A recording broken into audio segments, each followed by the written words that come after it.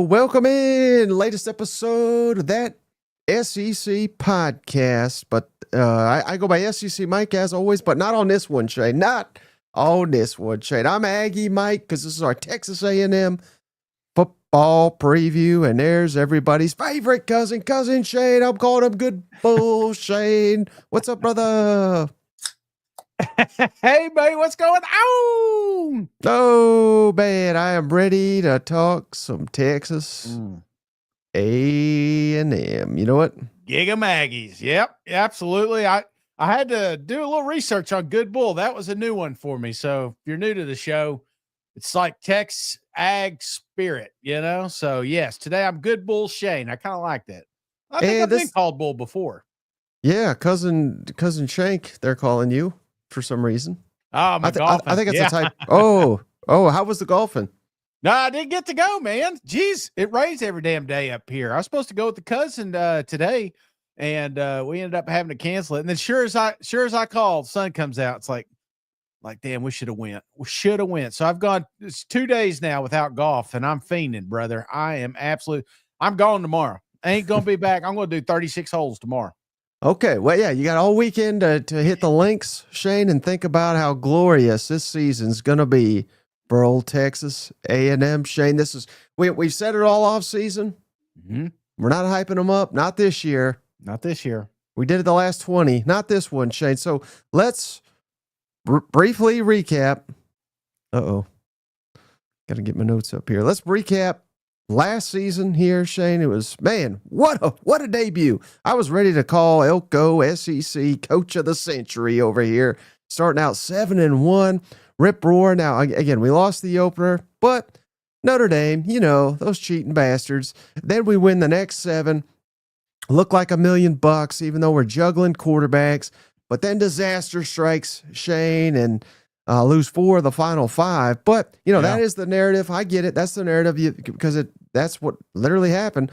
But I think too many people forget, Shane, that this team going into the regular season finale against Texas, they had a right to go to the SEC championship, a right to go to the college football playoff on the line. Of course, that doesn't really matter when you don't get it done. But again, all in all, this was a very solid debut.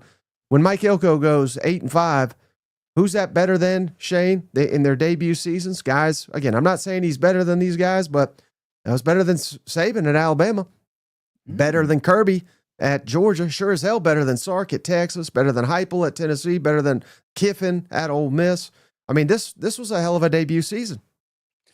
It really was, man. And a lot of people, I mean, we've slept since that last month. I mean, that last month was absolutely brutal for Texas A&M.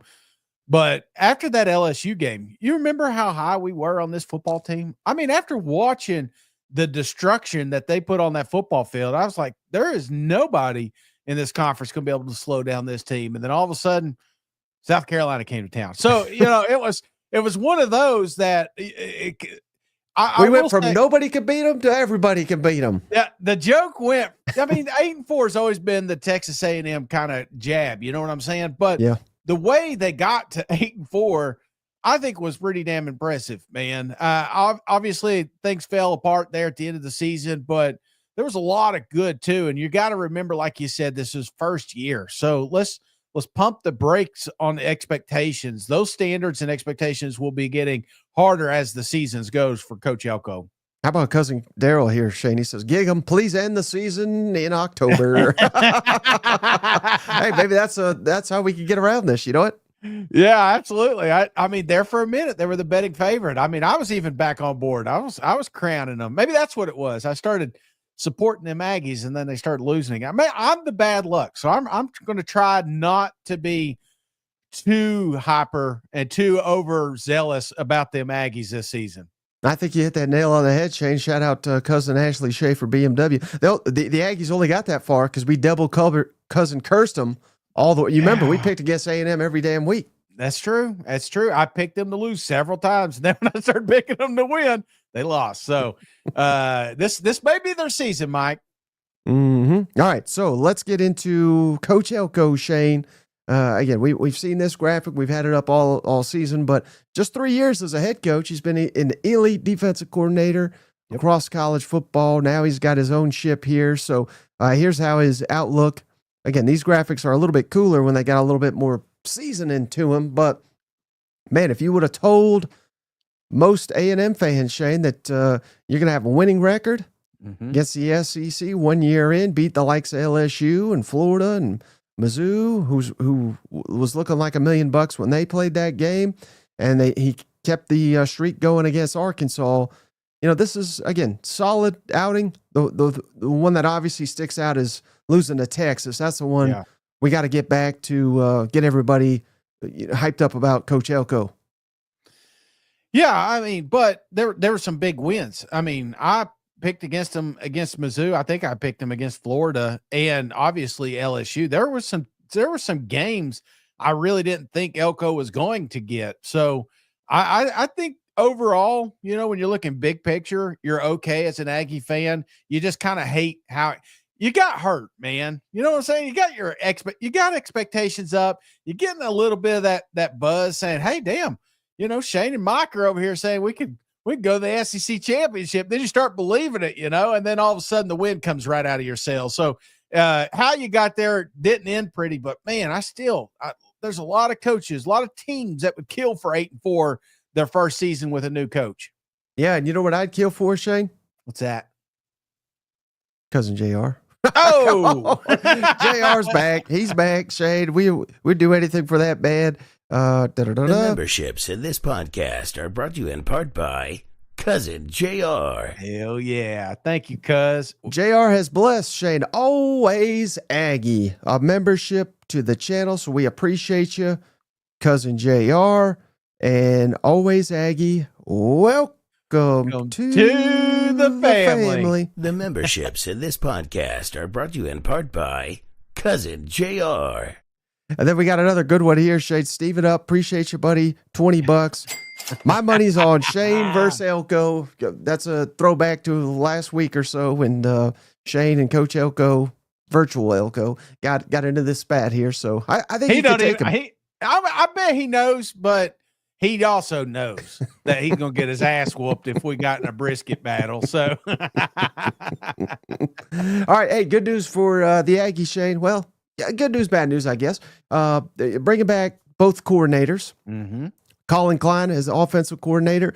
Again, that was a genius hire till it wasn't at the tail end of the season. I think he is, if you're looking for storylines that we'll get to, how good of a coach is he when it comes to play calling on the offensive side of the football in the SEC. I still think he's solid, but this season I think will be make or break. And we're bringing back defensive coordinator, even though it sounds like Coach Elko is really going to be the ones calling the plays because last year's the end of the season was just a travesty. It really was. It really was. And I go back to when you had those coach rankings, and I feel a little bit better about that defense situation, knowing that Elko's going to be more involved. And, second year OC, I feel like that's also kind of a blessing here with, some of those pieces coming back. Usually you see an uptick on the offense come year two of these guys. Right. And another blessing, Shane? What's that? Cousin Glenn. Come on. You already know, brother.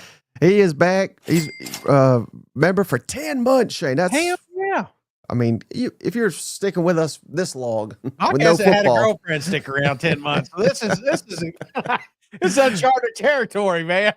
Cousin Glenn Warsaw, he says the best college football podcast. Be glad to be a member for 10 months. Boomer sooner. And he was nice enough, Shane. Yeah. To gift a membership. So he's not just himself a member. He's gifted him this time to Cousin Charles. Charles, welcome to the family. Courtesy Cousin Glenn. I appreciate you, buddy. Hell yeah, Glenn. Oh man, we got the cousins are active here. Ashley Schaefer says Cousin Shane's the nicest guy, but when it comes to damn Terminator, when it's the last slice of brisket. Yeah. There's some family members I haven't talked to yet. They ate the last deviled egg. All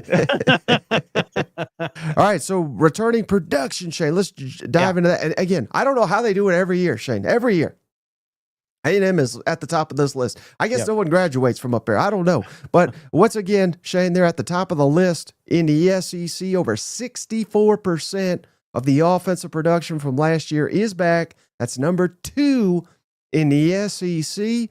70% of the passing's back, thanks to Marcel Reed, who is our starter. Again, he started last year, but not the presumed starter going in. Now he'll have that big advantage. Rushing yards, over 85%. That's number 3 in the SEC, including our top 4 rushers are back from last year, Shane. Receiving yards, this is the questionable spot. Just 25.6% back from last year. That's 15th in the SEC. But, Shane, you got to love this. Offensive line, 87.5% returning snaps back. Number 1 in the SEC, bringing back all the hog mollies here. And if I'm an A&M fan, that's why I'm so excited, because that's our bread and butter, is running the football. When we were 7-1, we were dominant on the ground. If we can get back to that, this is going to be one heck of a year. What did they used to call them? The Maroon Goons? Wasn't that it? Yeah, that's what I want to get back to. I want to get back to some just smash mouth offense, stuff I grew up. I want it to look like East Tennessee football in the 90s. You know what I'm saying? No passes at all. Let's just keep handing the ball off. That's what they've kind of built in here, and that's why I'm excited about it. I know a lot of Aggie fans are excited just because of the returning production on that offensive line. So I couldn't beat any of those guys in eating brisket. I guarantee you right now. Can you beat any of the defense, though, Shane? Again, we're pretty stout on the defensive side, too. 66.9% of the total defensive production from last year is back. That's number 5 in the SEC. Tackles, over 70%. That's number 3 in the SEC. Tackles for loss, over 59%. That's number 8 in the SEC. 75% of our interceptions are back. That's number 4 in the SEC. Passes defended, over 76%. That's number 2 in the SEC. Defensive back snaps, over 74%. That's also number 2 in the SEC. And then defensive line snaps, 45.5% back. That's 9th in the SEC. So, everywhere aside from the defensive line, really, we're in the top half of returning production on the defensive side of the football in the conference. Yeah. Pretty impressive. We just talked about this the other day with Kalen. It's tough to keep this much returning production, after a year one. We usually kind of have a mass exit if things didn't go well. And I feel like things went well in College Station, but I'm kind of surprised by these numbers, Mike. I knew you talked about it earlier this season, but man, I'm kind of surprised at how much defense actually came back as well. So again, and then we get to supplement it now with the transfer portal, Shane, where we didn't have a ton of defections. Well, we had 24 out, but 14 in. Yeah. And hell, all the guys we lost, they weren't bought into the program. They couldn't play here. You know what I mean? So this is the first time, Shane, that On 3 and 24/7 have ever agreed on a transfer ranking. They're both ranked this the number 11th transfer portal class in the country, with the big name, Shane, receiver Kevin Concepcione, who apparently A&M beat out Alabama to get Concepcione, who was he had 124 catches, 1,300 yards, 16 touchdowns in 2 seasons at NC State. He's going to slide right into the slot, bringing in some help in the defensive backfield. Jordan Shaw at Washington, Julian Humphrey from Georgia. He was a former 5-star. And we're bringing in, I love that we're bringing in receivers and defensive linemen, Shane, because those are the 2 areas that we need an impact in College Station. And the fact that you address your needs, that's exactly what the portal is for, in my opinion. Absolutely. And I'm looking there at Amari. 3rd time's the charm, right? Exactly. I mean, there's no doubt about it. This has got to be the one, right? I do like the ads, because it felt to me year one, Elko just kind of grabbed what he could grab. It felt a little bit more organized. It felt a little bit more specific in this portal. Went out, got some guys, shored up some positions that they were kind of banged up last year. So I love this strategy here, and they got some big names, brother. There's going to be some guys down here on this list right here that we're talking about at the end of the year going to the draft. Yeah. And I just, anytime I'm doing these, again, number 11 transfer portal class, so it's not like it's like they didn't bring in guys. Yeah. But I like the fact that you don't have to bring in 25, 30, 40 guys. You know what I mean? So you're bringing in a little over a dozen, and we'll get to the projected depth chart. But most of these guys, not all of them, but most of them project at least day one to be backups, which that tells me that you got a pretty stout starting group. Oh, yeah. Stout. So we're stout. This is a stout podcast, huh? Yeah. So let's jump into it. So here's the projected starting offense for them Texas A&M Aggies, Shane. And again, there is some maroon there. So those are the transfers, and then the bolds are starters. But there's tons of bolds here. I mean, virtually everyone outside of the receiver room is a returning starter for Texas A&M on the offensive side of the football. So who's the best of the group? I think it's the offensive line, Shane. When we're bringing back Trey Zune, Chase Basantis, Armaj Reed Adams, Demetrius Crownover, and I'm going to butcher this, but Kalunu Faui, you know what I mean? I mean, just a name like that, you are destined to be on the offensive line in the SEC. And even backups like Ruben Fathertree, Mark Nabus, these are guys that have played football in this conference, and they're backups. So I love this offensive line. I think they're going to be the backbone of this team. I really need to just sit down one weekend and learn these damn names. You know, me and ChatGPT need to get together and figure out how to pronounce half these names. Yeah, there's some dudes. And what I like about it is, like I said, Texas A&M usually has one or two stars that we talk about throughout the season. I feel like we're going to have several at the end of this year. I think at Concepcion, that was such a pivotal get, and I such a big piece of this offense. I'm already kind of imagining what this offense is going to look like with him out there. Yeah, and don't forget Terry Bussey, who was he was an elite prospect. Oh yeah, he's a sophomore. They brought him in, and they didn't know exactly where to put him. He was getting reps at running back. He was getting reps at receiver. So this is the first year, Shane, where he's all receiver, all off season and all fall camp. So that could really help a young player like a Terry Bussey, he's got more talent than any of them down there. But I wanted to highlight a cousin here, Shane. Cousin Cameron Williams gave us $20 for you, Shane. He says on the tractor, but you got to tune into the best football podcast. I got another 20 on Shane in the Shane versus Elko. Man, we're doing A&M. Everybody's betting against Elko, but as long as they provide some funds, I'm fine with it. You know what? By the time I see him at media days, I'm going to be like, are we going to do this or not? You know, like, what the hell are you talking about? Get security out. So we appreciate you, Cameron. Thank you so much. Hell yeah. Thank you, cuz. All right, back to the offense though here, Shay. So again, offensive line, give me the big uglies always. Yeah, the special place in my heart for the big men like us. But running backs, I mean, I very easily could have went running back, Shane, because we got Le'Veon Moss back.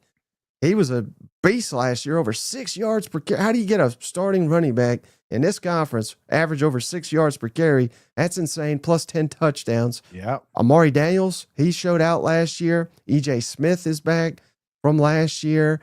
And, you know, this very few running back groups in the conference go 3 deep with this quality.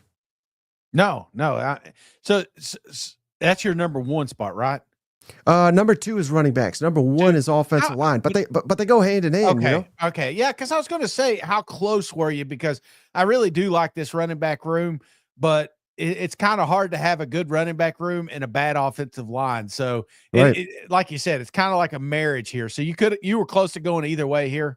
Yeah. I almost went running back, but I was trying to win you over. I figured offensive line, you'd get mad at me if I didn't go with them. Well, I was just setting you up, see where you went. You know what I'm saying? Obviously, the big uglies. Anytime we got an opportunity to put them out there, I think that's where I'm going to go. So look at these guys. These are absolute monsters, man. And then next, I'm going receivers and tight ends. Yeah, I could have easily went quarterbacks here too, Shay. But again, all the talent that we were brought in via the transfer portal, I'm throwing in Amari Nyblack as well from the tight end position. So this is a little bit of a gamble. I'm hoping that these guys hit. If they all hit, we're going to have one hell of a receiver room, but it doesn't always work that way in the Southeastern Conference. But a lot of talent, some nice depth here at the receiver room here in College Station. So that means this guy gets so much disrespect. It's crazy, Shane. I'm going quarterbacks last, but it's not really because of Marcel Reed. For me, it's, we had to go to UAB to get Jacob Zenu, who I'm sure he only played 4 games last year. Yeah. But that's essentially our backup. We got a couple freshmen we really like. I'm a little scared about what we have behind Marcel Reed, given how much he is likely going to run in this offense. I'm not saying they don't have a backup. I'm just saying I don't know anything about the backups they currently have. Yeah, I do worry about that. But again, I also like the fact that Marcel Reed is not really competing with anybody. This time last year, we weren't expecting Reed to be the guy, but I feel like that bodes well for the start of the season. You know what I'm saying? Right. And oh my gosh, Shane, they're calling me out.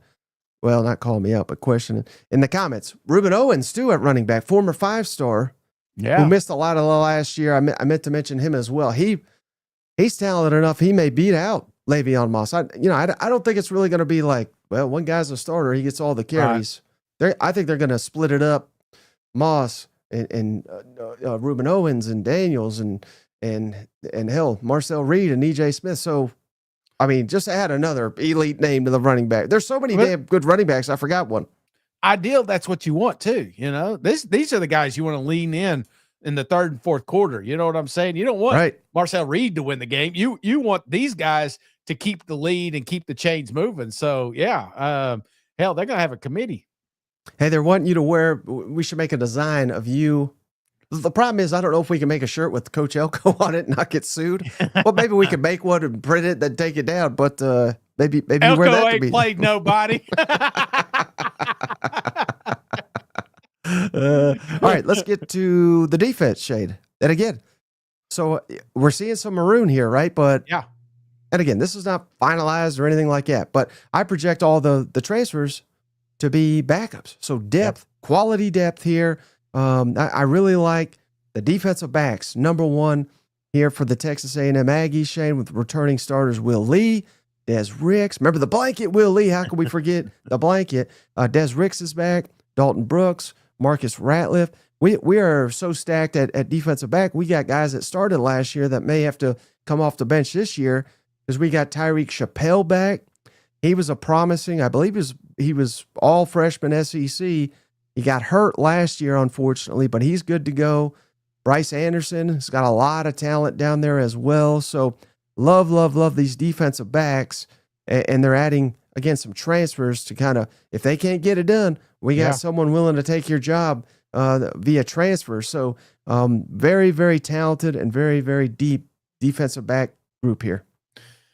Can I ask you on the secondary is like, and you don't have to be specific, but 16 teams, where would you put this secondary? Like toward the top, first tier, second tier, top situation, or, I'm just trying to get a kind of temperature gauge here with you.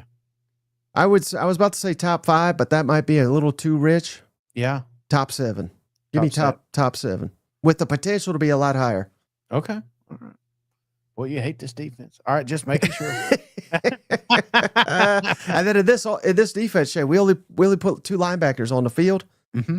But damn, we got a good one, Shane, and Terry and York. He may be the best linebacker in the conference. I know that's a bold statement, but he is that outstanding. Scooby Williams is back, started a ton of games for us. So really like these linebackers. And then the last position group is defensive line. Remember, we sent 3 guys to the NFL.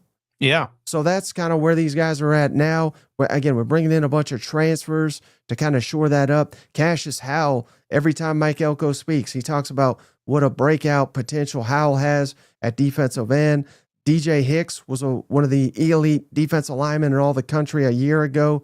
He got 13 games under his belt. So we got some big time breakout potential in this defensive line. And if they don't work out, Shane, we'll just go get a guy TJ Searcy, who started 2 years at Florida. We got Tyler O'Needham, who started 1 year at Iowa State. And then we'll just take one of Dion's most promising linemen. So bring them all down here, Shane, and we got one hell of a collection of defensive linemen too.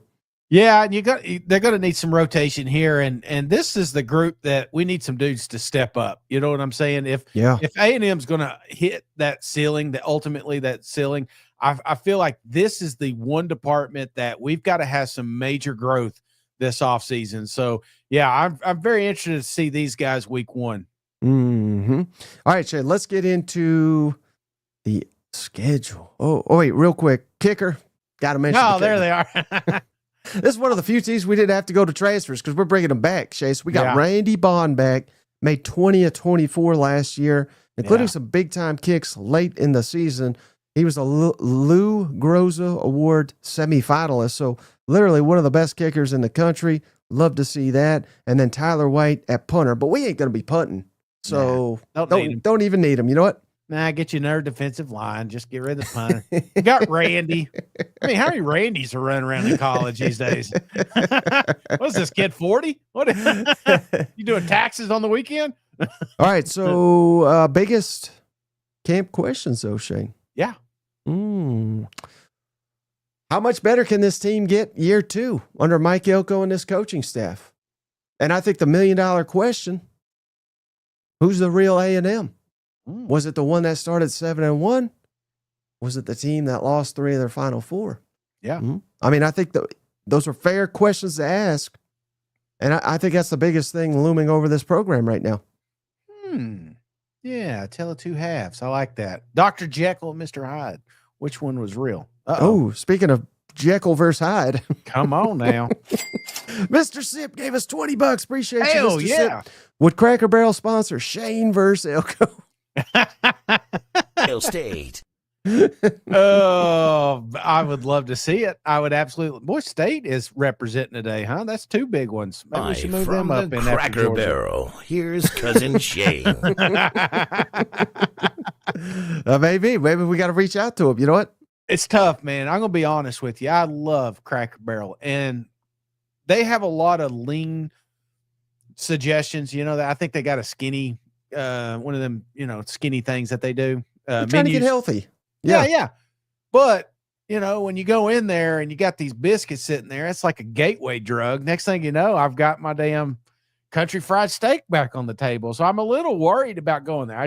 I'm just kind of like steering clear. I'm going to appreciate more in the fall, but right now it's not. Maybe to-go orders is what I need. Go get something lean. Do not go in. Don't get the biscuits. Come back out. Yeah, they don't have protein shakes and salad there, huh? No. But they do have. I had the last time I had grilled chicken tenderloins, and they weren't bad. Just wasn't enough. Did scratch that itch, All right, now here's another huge question. I'm already seeing it in the comments. This is a question everybody's got about A&M going into the year, Shane. Marcel Reed. And again, I think he's solid. But what does he look like when he's getting all the reps, all the first team reps? How much does that help his game? Because I think a lot of people think he's not good. I don't know why they think that. I guess because they lost, at the tail end of the season. But yeah, hell, he lost to Lenore Sellers. He lost to mighty Texas. Everybody lost to Texas. And even the bowl game they lost, which was basically inexcusable considering it was Lincoln Riley and Southern Cal. But he led them to the winning touchdown. What happened was the defense just completely collapsed. That's not on Marcel Reed. So he can't play it over there, And at Auburn, I mean, they got down 21-0 on the road.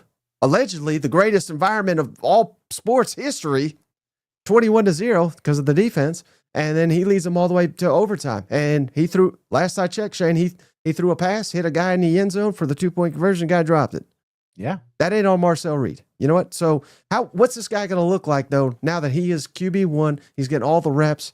I think there's massive potential for him this fall. Potential. Yes. There's a handful of quarterbacks in this league that I feel like has an extremely high ceiling. This is one of them. It's the floor we're worried about. Where's that at? Is the 4 or 8 wins? We need it to be 9, 10 wins. We need to have a quarterback down here that they've not had. I mean, Texas A&M's had those guys come through, and we've created storylines, and we've, since Johnny Manziel, we've just not had that guy come in and take us to the next level. Is Reed the guy? I don't know. He has the potential, but he's got a lot to prove in this season with Texas A&M. Yeah. Hey, shout out cousin Chris Shane. He says, not a and cousin Robert says, State fans, they're just paying because they want us to forget their prediction. And Stephen Up says, food conversation average every 10 minutes. That's right.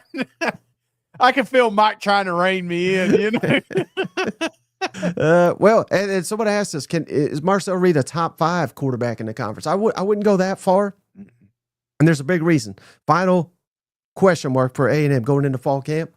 Yeah. Who's going to step up at receiver? So we're bringing in transfers. We got Bussy in his year 2. I mean, there's reasons to believe in them, right? Yeah. But we can sit here and make excuses. This guy's going to do that. We can do that for every team. Yeah. They got to go out there and do it. So fair or not, I don't think you could put Marcel into the top 5 because he's going to need that help. Yeah. Now, if you tell me they got one all SEC player and they got one of the best sophomores in the SEC, I'm buying it. But yeah, I don't know that yet. Who steps up to help him out? I think that's a huge question mark in College Station. And gonna need it. Gonna need some dudes to step up. Absolutely. And again, I go back to the defense. I know it sounds crazy to talk defense with offense here, but you got to give them short field. You got to create turnovers. You got to give him opportunities or help him fix mistakes that he made out there. So sometimes it's a good defense that helps that offense run as well. Mm-hmm.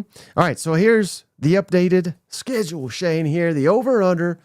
Then fighting Texas A&M Aggies, 7.5 going into the year. The odds to win the SEC, 15-1. And the odds to win the national championship, 36-1. This is a little sleeper here. There's good value odds on some of these that, I don't know, Shane. I'm feeling pretty good. All right, so now let's play the game, Shane. Well, win, loss, or toss. I'm going to throw it up here. I'm getting fun with these animations here, Shane. So win, loss, or toss. This is how I see it. 8 games that should be wins for them Texas A&M Aggies. Throw that up there one more time. I got UTSA at home, Utah State at home, Auburn at home, Mississippi State at home, at Arkansas, at Missouri, South Carolina at home, Samford at home. So I got 8 that should be wins. Thoughts on that? God, you and them damn Florida Gators. I mean, did they? No, they got smoked in the swamp last year, didn't they? Mm-hmm. Texas A&M. Texas A&M lost, right? No. They went down to the number one. Yeah. That's what you were saying. The most dangerous place to play in Gainesville. They went down there and they got a lot. No, they got a win. So that should be a win. That's the only thing I would change. Everything else looks pretty good. Okay, so 9 potential wins. Yeah, or should be wins. That's interesting. This is a sweet little schedule, man. Yeah. I mean, we're so quick to talk about Mizzou and Tennessee and Ole Miss, but I mean, A&M's got a pretty damn easy. Not easy. I mean, nothing's easy when you got SEC teams on your schedule. But as of now, I'm really liking this schedule. So I got a lot of tosses, Shane. I got 5 tosses here. At Notre Dame, Florida at home, which you don't. You got that as a win.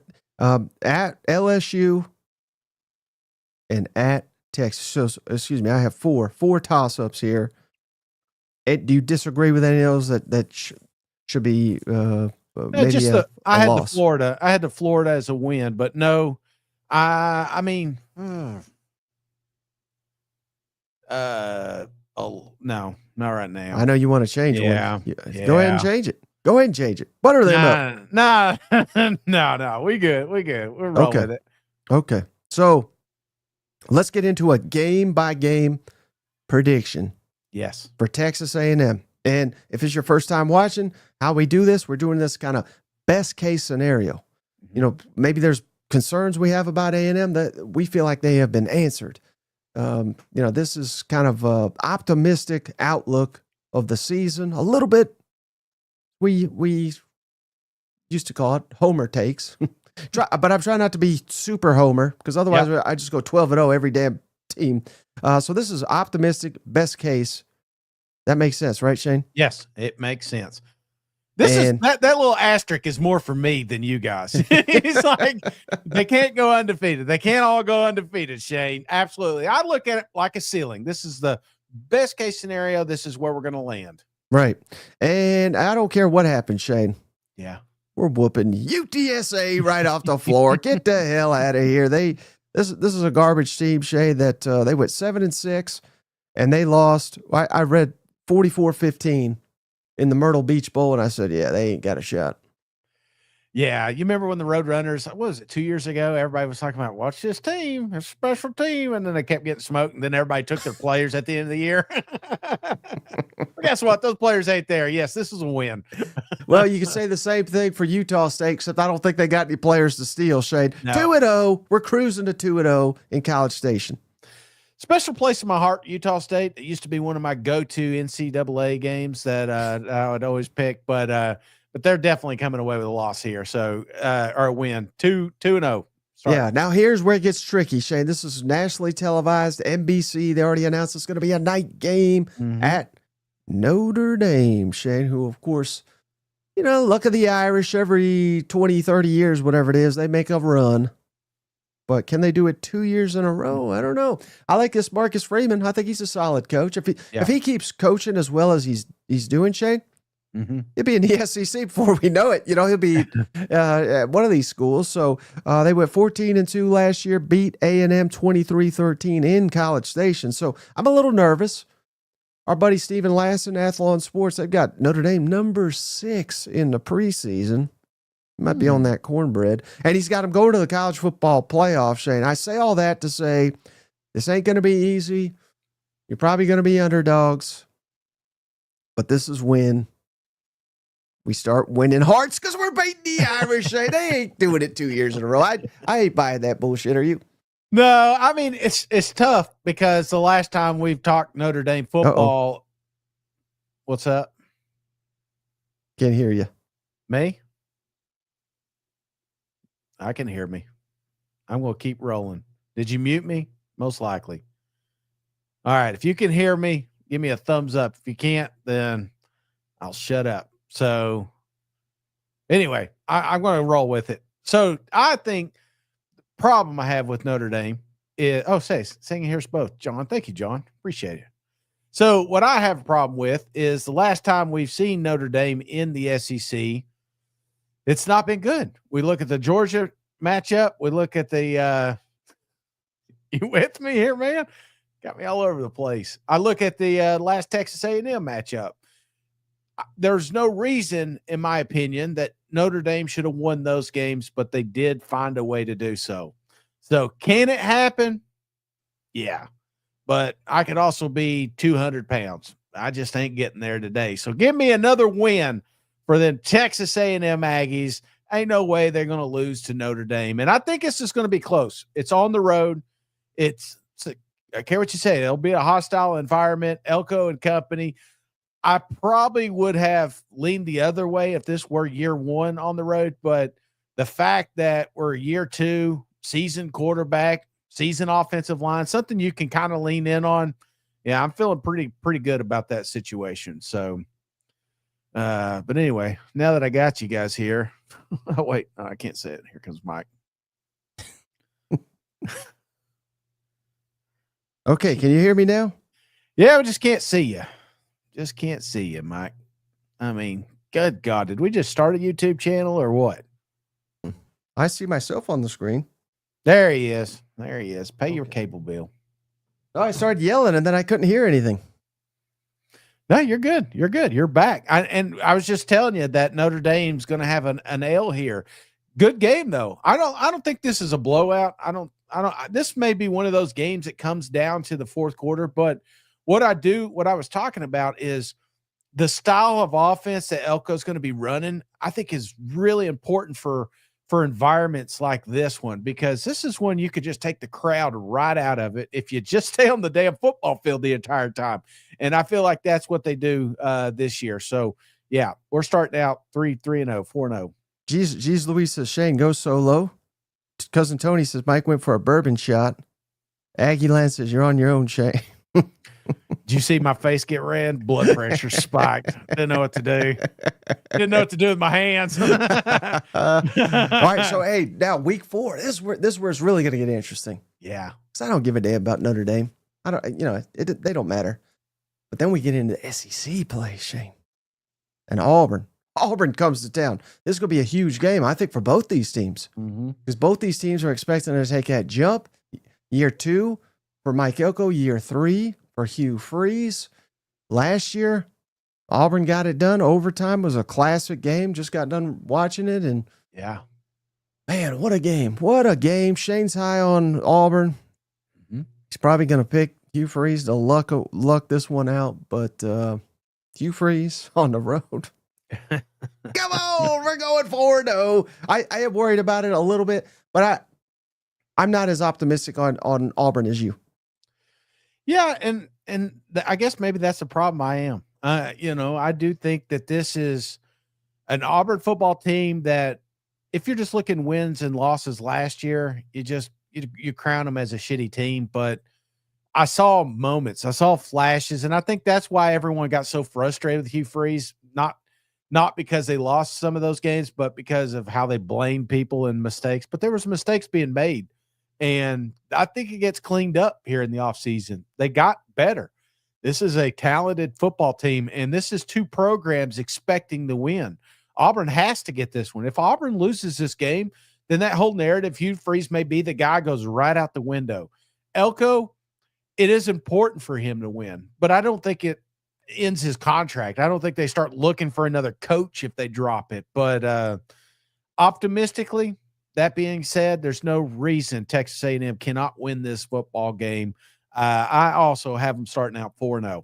Whoa. So one area, though, of concern, or maybe not concern, because it's like a strength on strength, but it's going to be will be fun to watch Auburn's receivers. I guess A&M secondary. Yeah. Auburn's receivers, and they've added a transfer that, we'll get to them on the Auburn preview, but they look to be significantly better than even last year. Yes. And they smoked this secondary. So this is going to be a real test. I think this will be the first test of A&M secondary. And if they are they not ready for the challenge, they will lose this game. Yeah. Yeah. I agree. Can't argue with you, Mike. But they ain't losing week 5 to Mississippi State. Go 5-0 straight again. Mississippi State can't stop the run. We are a running machine here in College Station. So this is probably one of the worst matchups Mississippi State. I'm not saying, I know they play Georgia, they play Texas, but this matchup is a nightmare for Mississippi State. It really is. Pull the tractor over, because Cameron, this one is not going to be pretty, because like you said, the matchup, Mississippi State's going to want to run fast. They're going to want to be explosive, and A&M's going to do the exact opposite. This could be a good game. Realistic. I believe there's a few that I'm going to have circled when we get to state that are going to be opportunities to get an SEC win. This one is. I feel like this is a classic trap. This is one that A&M fans are going to be overlooking. A&M players are going to be overlooking. You got to be careful with this one, but I do have Texas A&M coming away with another victory. Now it really gets interesting, Shane. Because how I love them Florida Gators, and they're coming to town, Shane. They got the swamp to help them, but they do got DJ Lagway, who's from Texas. He's from not far from Old College Station, so this is a little bit of a homecoming. He's going to want to show out for his family, and I get it. You're right. You're 100% right, Shane. They got whooped last year in the swamp, but the flip they've flipped the switch. They have flipped it now. Shane thinks it's a house of cards. Yeah. But maybe it's a house of cement. I don't know, Shane. We'll find out, because Florida will have faced at LSU, at Miami, Texas, at home. I mean, they could be devastated, destroyed by this point in time. I don't know. I almost like Florida better in this football game. I really do, Shane, because I think they're going to be much, much better team. But they're losing in this one, Shane. And it's, again, slight edge, I would think, to Florida, but we're getting it at home. And they're coming off the gauntlet. I mean, just real quick, I don't want to highlight everybody else's schedule, but it just at LSU, at Miami, Texas, before this one. Yeah. I mean, it's going to take a lot for you to get up off the mat and turn around with 100,000 Aggies screaming at you and come away with a win. I don't see it. I can't believe I saw it with my own eyes. Mike picking Florida to lose a damn football game this year. And it's going to be it's not going to be like last year. I felt like there was a little bit of, I mean, it was just so chaotic when these two teams met last year. They were going two different ways. And by the end of the season, if these two teams would have met, I probably would have gave Florida that game, just because the way A&M was playing and the way Florida, this is going to be a good matchup, but you can't go down there in College Station. I can't see it. But Mike, I'd be lying if I told you, if I thought best case scenario would be undefeated at this point. I feel like we got a loss here. And yeah. Are you buying the Billy Napier hype now? It's not so much Florida. I want to be completely transparent here. I'm also looking at Auburn. I feel like there's a game somewhere in here that we miss. Again, Elko will show improvement. Texas A&M is going to show improvement, but they're not perfect yet. And I feel like best case scenario, if we've just got one loss, we're doing pretty damn good here. So I'm going to go ahead and put the brakes on this undefeated season and say, we got us a loss here. No, that makes sense. So basically they're both 50-50 games. That's exactly right. Yeah. It's a coin toss. And if I'm being optimistic, I'm probably going to give it to A&M, but again, it wouldn't blow my mind if one of those teams beat them. So I gotta be honest here. One of those are going to get them. Okay. Oh, how about the next one? On the road at Arkansas. This is the first time in a good while that Arkansas has been able to host this game. It's been at Jerry World, and then the COVID year, A&M got to host it. So Arkansas finally gets this thing back. Maybe that'll be what swings it in their favor. But man, this is one of the curses of all curses in this conference. There's a couple, Tennessee, Florida, Georgia, Auburn. So there's a couple around here. This is certainly one of them. I got to see it before I will ever pick it again, and I picked it about 6 times probably. Give me A&M to go on the road, 7-0, Shane. Dream season, kind of like last year. I think they beat Arkansas, even though it is at Arkansas. And to be honest, would probably be one of the toughest SEC blows if they lost this one, because they're so used to winning. And sometimes those are the roughest. I as a diehard Vol fan, I remember more about the one loss we had against Kentucky or Vanderbilt than the 17 wins we had prior. It's like that one just haunts you. And Arkansas desperately fighting, Sam Pittman fighting for his damn life every single Saturday. Going to be a tough game. Not going to just be a blowout, in my opinion, but I'm going to give it to A&M here. Ooh, I like that. Now, do you like this though, Shane? Going on the road, LSU. I know how you feel about them Tigers this year. And this was kind of the game that derailed LSU. Well, there's a couple in reality, but this was an epic showdown, and it felt like the winner of this game last year, LSU at A&M. We were saying, man, the winner, they're a lock. They are a lock for the playoff. Of course, we couldn't have been more wrong. But this has become one of the better, most fierce rivalries in this conference. There's been fist fights. There's been Gatorade baths prematurely. There's all kinds of madness in this series. A&M, LSU. But again, optimistically, Shane, we're sitting here potentially at 7-0. And even you're saying 6-1, which is still a hell of a record. You're still fully in complete control of your playoff fate here. If you were to tell me that A&M's going 7-0 coming into Tiger Stadium, you know what I'm telling you? What? They're probably walking into a buzzsaw. Give me. I think LSU too much to beat at home. I think the undefeated dream comes to an end. This is, I mean, LSU. I feel like, I mean, they got absolutely hosed last year. They got so embarrassed. This is when we really started piling in on Coach Kelly and the pressure, and this is where Coach Kelly started showing some of those wrinkles, I mean, it wasn't much later that he's talking about, well, next year we're going to compete for a national championship, and and a couple months later, he's giving some of his own damn money. I think a lot of it had to do with going to College Station and just getting hosed. So this is going to be a really, really good football game, but it's going to be a different football game because it's going to be down there in Death Valley. So give me another loss here for Texas A&M. Yeah, I mean, I think even if I'm right, and I don't think LSU is as good as some are, I mean, this is still, I mean, we all know it, one of the toughest places to play. Yeah. And I think you nailed it. The payback from last year. Right. This is going to be one of the games LSU has circled. So can you win it? Sure. But I wouldn't bet on it, if that makes sense. No, but what is really great about this game is it's back and forth. That's what I love about rivalries, is when it's not lopsided. This is not a lopsided. I mean, every other year there's a different team winning this thing. So that's kind of why I went with that narrative as well. Stephen Up says this is the double cousin curse. And then I don't know specifically what this is in reference to, but Cousin Tony says Shay needs a mustard bath. Remember you did the mayo bath. Mustard we bath? Didn't do mustard. I don't know. We don't need any more condiments at this house. That was embarrassing.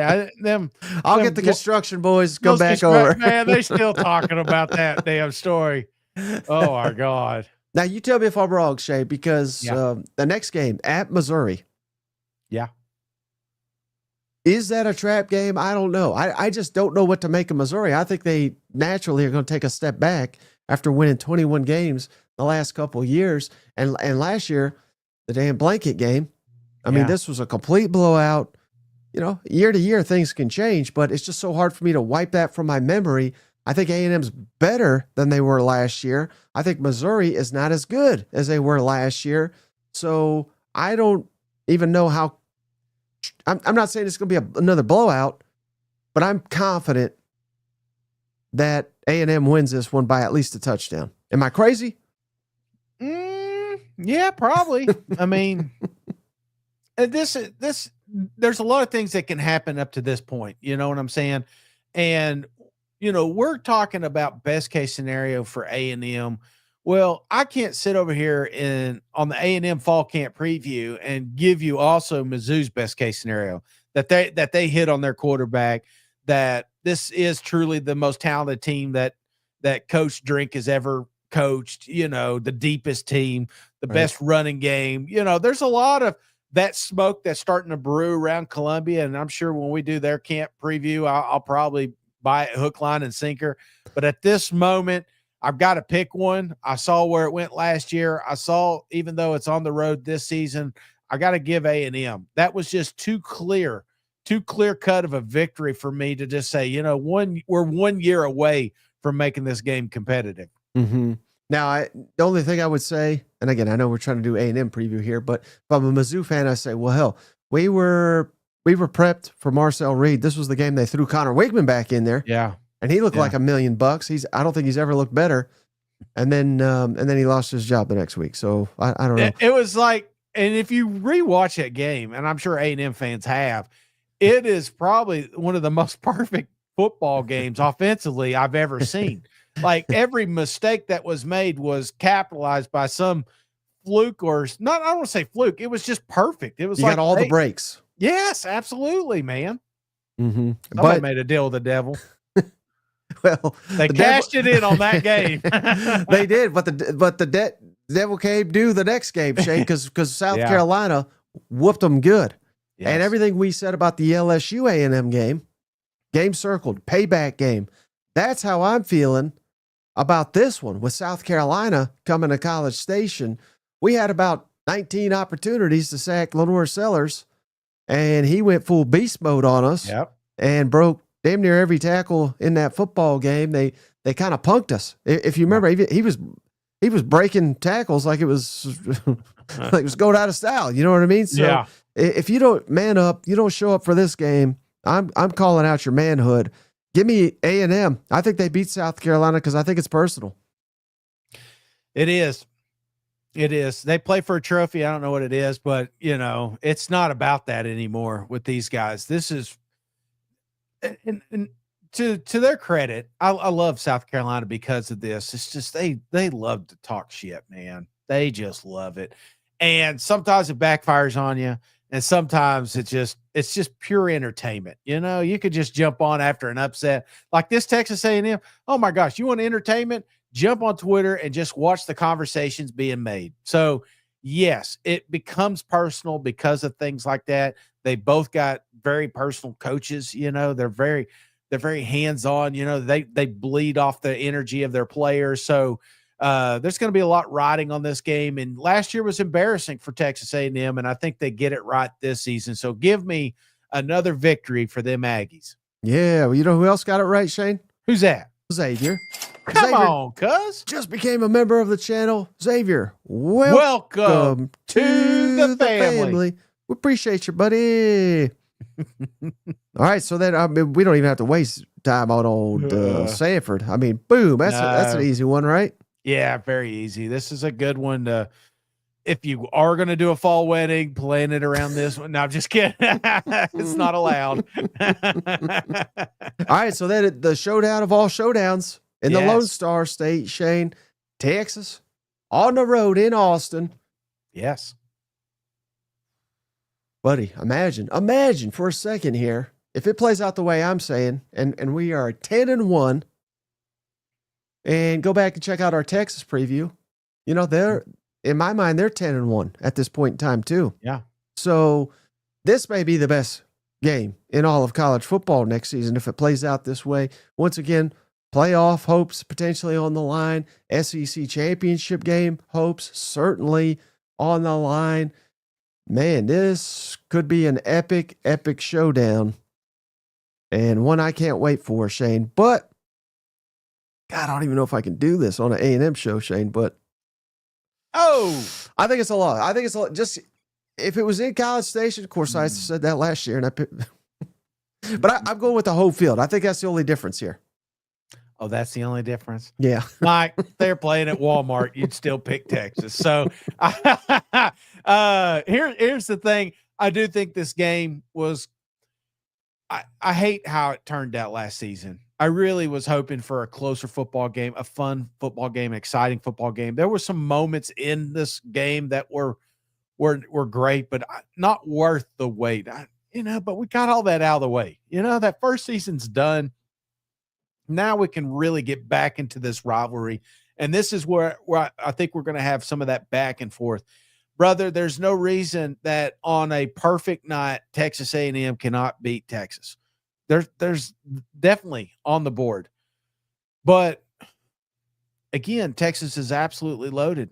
Depth was a concern for me with A&M last year because of how they imploded. Texas I feel like has more of it. Even though A&M has taken some steps forward, I still believe Texas has got them beating that department. And when I'm looking at these late rivalry games, that's kind of what I look into. Like you said, home field advantage. So as much as I want to give it to the Aggies, I've got another loss for them. So I got them 9-3 right now. Yeah, so optimistically, again, you got them knocking at the playoff once again. Yep.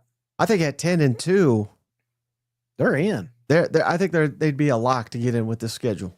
Absolutely. They're in. And hell, Aggie fans probably happy I don't have them in. You might as well book your tickets to Atlanta because you're going.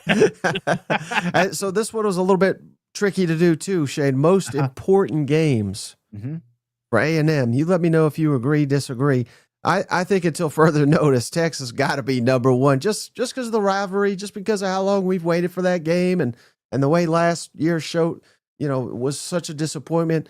Texas is number 1 for me. I could have that wrong. Florida at home, I got that number 2 because I think that'll be it's kind of similar to Auburn. Yeah. You know, you could throw an LSU in here. You could throw a South Carolina, even a road trip to Missouri. But I think Florida and Auburn, kind of like you said, 50-50 toss-up games. They're at home. You take care of your home games. Even if you lose to LSU, at LSU, even if you lose at Texas, I think if you take care of these 2 home games, I think you're going to the college football playoff. Yeah. Yeah. And I'm not saying you're wrong here because I do think Texas is a very, very important football game, but I do like these other 2 options, Florida, Auburn. These are the ones that kind of, if you drop them, hell, you could even put Notre Dame in there. Yeah. I feel like it changes a little bit of the narrative down there. There's an opportunity to really gain some momentum early in the schedule, and Auburn and Notre Dame in particular are games they cannot afford to lose, in my opinion, to have a successful season, to be in a race for the playoffs toward the end of the year. They got to get that early stuff out. So, yeah, I'm disagreeing slightly with you, but not substantially. Hey, we got Cousin Lou's back, Shane. Cousin Lou. Yes, sir. Thank you, cousins. We're not losing to them. Well, if they're undefeated, Lou, we're coming to the booth with you. And then we got Kyle G. Shane, he gave us $20. Appreciate you, buddy. Gamecocks making the SEC championship. Quit you playing. Oh, I love it. I love it, man. This is what it's all about right here, man. Already chirping. We're what are we? June 19th. Golly, we got football right around the corner, boys and girls, right around the damn corner.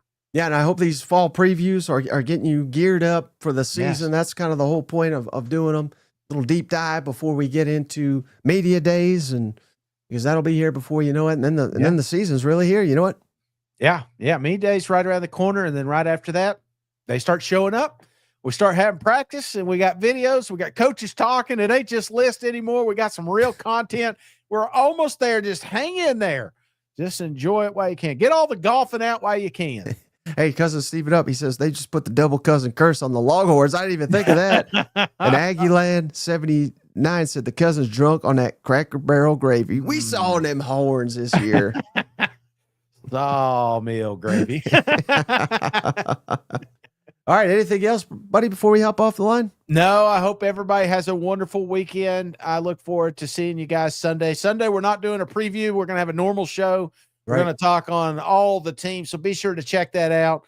Smart Guy will be here Monday, and then Tuesday, we're doing Cousin JR's team, Georgia Bulldogs. Right now, Mississippi State's in lead for the day after.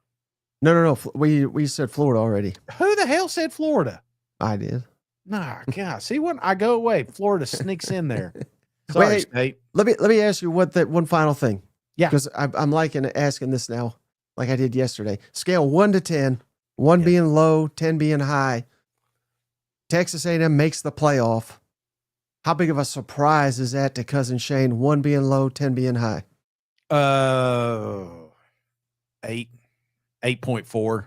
Ooh, no! How dare you? Oh, I wish I could block you for that comment. I would be surprised. I wouldn't be. I probably shouldn't say 8. I probably should say 7. Maybe, around 7 or 8. I'm right there. It just depends on a lot of things going their way. I love the schedule. I love the style of offense I'm expecting to see here. Elko taking over the defense could be a good thing, but it also could be a bad thing, in my opinion. I really like when head coaches aren't too involved with one side of the football, because I feel like you lose something. It's almost like you lose some of the energy somewhere else. And those mistakes, if they creep up there, it could cost you in a game like Auburn or Notre Dame or something like that. So, but all in all, the fans are hungry. The fans are ready to win. And, I just feel like, Elko's the guy. I've said that about several A&M coaches, but there's just something I think he fits this mold of what they're trying to create down there. And my expectations aren't too high on Elko year 2. Next year's the year. Next year's the year we got to do something, but I do want to see some improvement, obviously, this season. I'm going to go 5 because I think it's about 50-50. How about that? But I think it's good that now that one of us again is saying they're doing it, because when we say that, they all do it. There was a year last time I was in Atlanta. I was the only one to put A&M as the SEC champs, and I was way off. I think Jimbo got fired that year. So I don't know. Or the year after. I don't know. We don't have to bring it up anymore. Yeah. But all right. Hey, everybody, have a great weekend. We appreciate each and every one of you for hanging out. We can't wait to see you again on the next one. All right. See you guys. Gig 'em, Aggies. Hey, buddy. This beer's for you, Mike, and Cousin Shane. That SEC podcast loves the Pirate, and the Pirate loves that SEC podcast. Hail State.